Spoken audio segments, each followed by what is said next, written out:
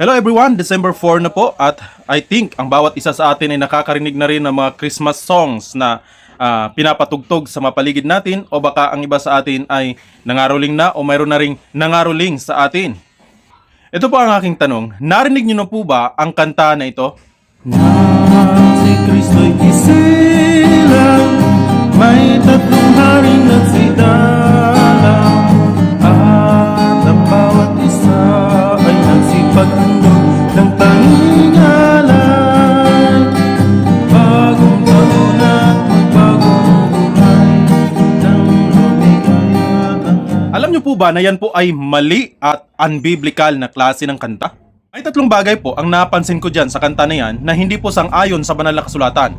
Una, yung sinabi niyang nang si Kristo'y isilang, may tatlong haring nagsidalaw at ang pangatlo, bagong taon na at magbagong buhay. Unahin po natin yung sinabi niyang may tatlong haring nagsidalaw. Kung babasahin mo kasi ang banal na kasulatan sa Matthew chapter 2, hindi mo matatagpuan yung salitang tatlong haring nagsidalaw. At sa katunayan, kung iyo pong babasahin sa Greek na translation, ang makikita nyo po ay magos. Oriental scientists or sa ibang studies, tinatawag nila itong mga astrologers o mga scientists na nag-aaral ng mga stars. Sa madaling salita, hindi po sila mga hari, kundi sila po ay mga scientists na nag-aaral ng mga stars ang bumisita sa Panginoon. Sa Greek translation po kasi, kapag sinasabi mong hari, ang nakalagay dapat ay basileus, na ang ibig sabihin ay foundational power. So itong mga bumisita kay Kristo na may dala po silang mga handog na ginto, insenso at mera, hindi po sila mga hari pagkat hindi po sila tinawag ng mga basileus, kundi tinawag po silang magay o magos. Sila po yung mga astrologers o mga scientists na nag-study ng mga stars. Pangalawa dyan, yung sinabi niyang, nang si Kristo'y isilang, may tatlong haring nagsidalaw. Mga kapatid, hindi po sila exactly na dumating sa panahon mismo ng pagkasilang ni Kristo, kundi 2 years na ang nakalipas nung si Kristo'y isilang bago sila napunta o nakarating sa Bethlehem ng Judea. Kung babasahin mo ang Matthew chapter 2, verse 7 to 11, tapos jump sa may verse 16, makikita mo na ang Biblia ay nagkwento tungkol sa mga bagay na yan, na si Herodes ay kanyang pinatawag yung mga wise men o yung mga pantas sa kanyang harapan upang itanong sa kanila kung kailan nila nakita yung star o yung pag-appear ng star ng bagong haring isinilang.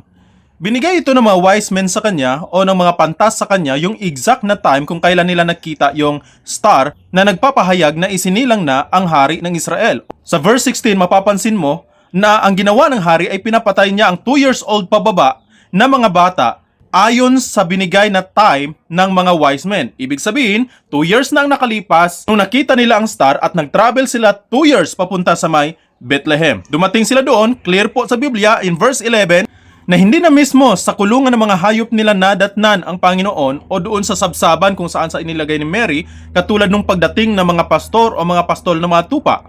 Kung babasahin natin sa Matthew chapter 2 verse 11, mapapansin natin na bumisita ang mga wise men doon na mismo sa bahay kung saan naninirahan si Joseph and Mary, pati si Jesus. Matthew chapter 2 verse 9, makikita mo ang Biblia na hindi na tinawag si Jesus Christ na baby sa time na yan, kundi young child. Ibig sabihin, tugma po sa verse 16 na 2 years old na ang Panginoon sa time na yan. Panghuling bagay po ay yung sinabi ng kanta na bagong taon na at magbagong buhay. Alam niyo po ba, yan po ay kasinungalingan. Pagkat marami po ang tao ang nangako na magbabago na sa bagong taon pero bagong sungay ang lumabas. Hindi po natutupad ang sinasabi ng karamihan na bagong taon na at magbagong buhay kasi ang katotohanan po, hindi po yung bagong taon ang magpapabago sa buhay ng tao. Kung mayroon man pong makapagbabago sa tao, hindi po yung bagong taon kundi si Kristo. Ayon sa 2 Corinthians 5:17, therefore if any man be in Christ, he is a new creature, all things are passed away, behold, all things are become new. Ganap na pagkakaroon ng relasyon sa Diyos ang makapagbabago sa tao. Sampalatayanan mo, si Kristo na yung Panginoon at tanging tagapagligtas. Manalig ka, manampalataya ka sa natapos niya ng ginawa doon sa cross. Yan nagpapako, namatay, inilibing at muling nabuhay sa ikatlong araw upang bayaran ang ating mga kasalanan. God bless.